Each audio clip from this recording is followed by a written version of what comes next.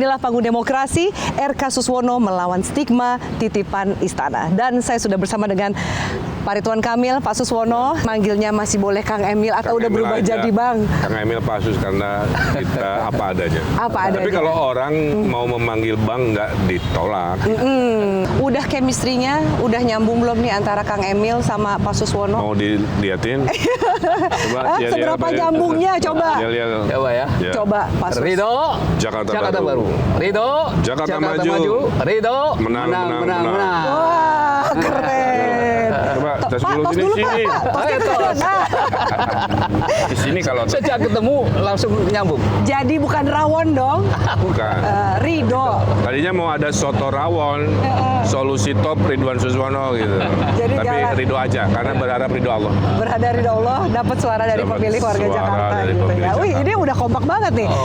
Tapi ini agak berbeda. Pak Suswono biasanya di banyak kesempatan lebih diam gitu kan. Sekarang ini ceria sekali. Apa yang membuat Pak Suswono jadi tampak lebih ceria dan bersemangat nih Pak Suswono? Ya tentu saja Kang Emil ini kan gasnya kenceng kan. Ya, saya kan harus ngimbangi juga. Ya, di samping tetap ngerem juga. Kalau kebablasan ngegas kan juga bahaya. Kalau melihat, kita mungkin sedikit kilas balik ya Kang Emil, Pak Suswono gitu.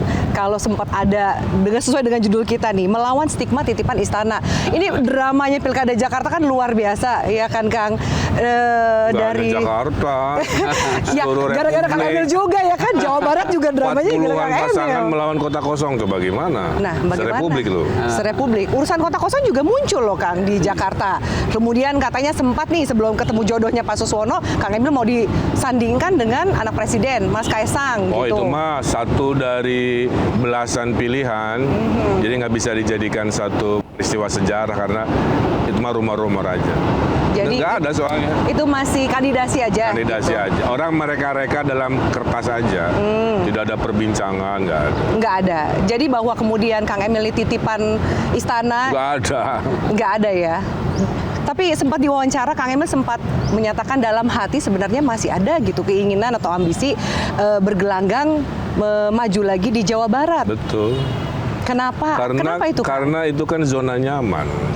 Saya 5 tahun mengabdi kan, ada 500-an penghargaan, perubahan, approval rating 90% tinggi, yang pengen gubernur lagi 70%. Tapi ada pertimbangan dari Partai Golkar Iya. dan arahan dari Pak Prabowo agar gilirannya ngurus Jakarta. Kan ngurus Jabar udah, sekarang giliran ngurus Jakarta, di mana Pak Presiden mungkin nanti ingin banyak berinteraksi dengan Gubernur Jakarta kan. Kalau satu koalisi kan enak. Oh. Itu alasannya masih sederhana itu aja. Jadi sebenarnya sayang nggak sih Kang? Oke, memang ada penugasan dari partai. Ya, hidup mah tidak selalu kita yang mau, Mbak. Kan saya kader partai. Ketika Partai Golkar sudah menunjuk ke A, ke B, ke C, apa pertimbangannya disampaikan, masuk akal, masuk logika, ya sudah. Nah, salah satu pertimbangannya adalah karena Jakarta tidak lagi jadi ibu kota. Maka saya yang juga kurator Nusantara kan paham berapa bangunan, berapa orang pindah ke Nusantara. Iya. Sehingga dianggap secara teknokratis punya pemahaman lebih untuk memastikan Jakarta 5 tahun tetap hebat, tetap juara, tetap jadi pusat peradaban. Kang Emil ini mau loh maju Jakarta asal wakilnya dari PKS. Emang benar Kang Emil udah pernah bilang begitu? Iya, jadi Itu langsung keluar dari mulut Kang Emil? ya kurang lebih gini. PKS itu kan pemenang legislatif, betul? Daerah. Ya, kedua PKS waktu Pilpres kan berseberangan.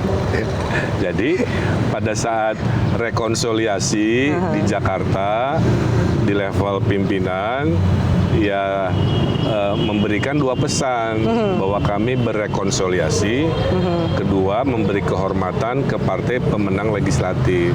Karena pemenang legislatif di Jakarta PKS, saya bilang paling pas, paling afdol, paling adil wakil saya kalau bisa dari PKS.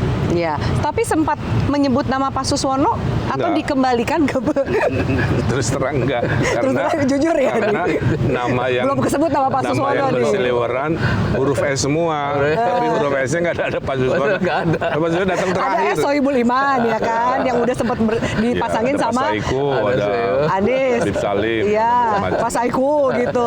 Pak Suswononya kapan munculnya? Nah, ini yang tahu beliau. Kapan munculnya? Nama akhirnya Ya, Pak Suswono tentu tuh saja rembuknya setelah gimana di PKS? Dari ada yang ditawarkan dari pihak Bang Emil ditolak oleh PKS, ada yang dari pihak lain yang juga PKS yang menolak dan sebagainya ya.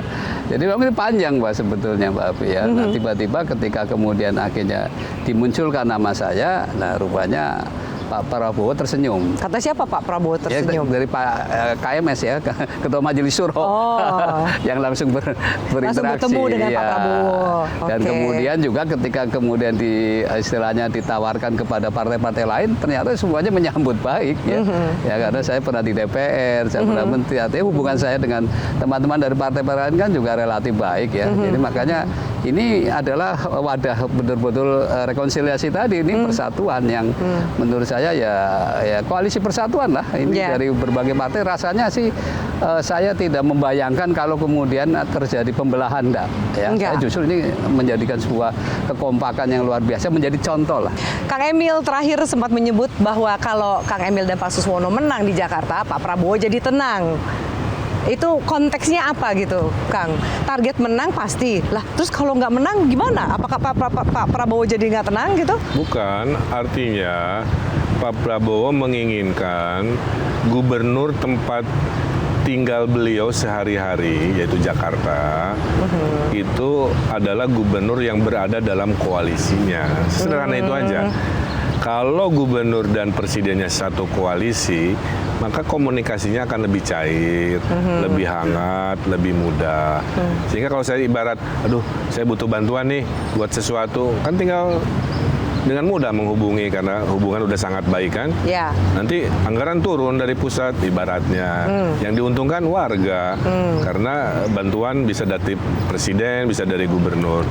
Nah, jadi Pak Prabowo kalau merasa gubernurnya satu koalisi, maka dia yakin komunikasi mudah, pikiran tenang kan begitu. Kan pernah dukung bersama beliau dua iya. kali Iya. jadi calon presiden. Cuma Iya, kan memang jadi bukan belum orang berhasil. baru, orang jauh lah baru. gitu ya, Dulu Pak? waktu nyusun visi misi kan bersama juga, PKS ikut terlibat.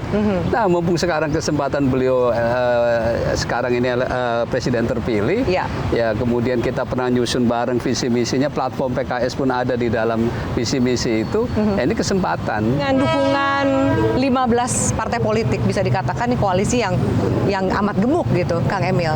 Apakah semudah itu dengan mendapatkan dukungan koalisi yang besar, otomatis memenangkan Jakarta menjadi lebih mudah untuk Kang Emil dan Pak Suswono? Nah, terus kita tidak tahu takdir kita akan sebanyak ini juga kalau saya jujur ya. Saya dari awal juga udah siap berkontestasi dengan Pak Anies, dengan Pak Ahok, udah dihitung dan lain sebagainya, nggak ada masalah. Bahwa koalisinya membesar karena tadi semangat rekonsiliasi, berpisah di Pilpres, bersatu di Pilkada Jakarta kan. Saya bilang tadi, beliau berseberangan waktu Februari. Iya. Nah, sekarang kita bersama-sama. Karena semua juga mencintai Indonesia, cuman kan dengan caranya, dengan kontestasinya. Bagaimana dengan check and balance dan juga menjaga aspirasi dari warga Jakarta tetap bisa dijalankan di luar tangan-tangan kepentingan partai politik yang mendukung pasangan ini? Yaitu peran legislatif. Memang itulah untuk fungsi-fungsi diantaranya pengawasan kan legislatif. Kalau Kan temen juga, PDIP-nya kan satu partai PDIP-nya kan tidak di koalisi, Pak. ya kan cuma satu, kebanyakan juga kan Oh iya. Kang Emil, Pak Suswono. Iya, tetapi kita tetap memerlukan kritis dari para anggota dewan ya. Sama Tetap aja kok, Mbak. penting. Pengalaman saya gubernur ya, Mbak. Partai koalisi saya juga kritis kalau sudah sifatnya Jadi- objektif ya. Iya, jadi bahwa check and balance itu tidak harus dikhawatirkan. Bukan cek kosong bahwa kita ambil keputusan akan 100 enggak.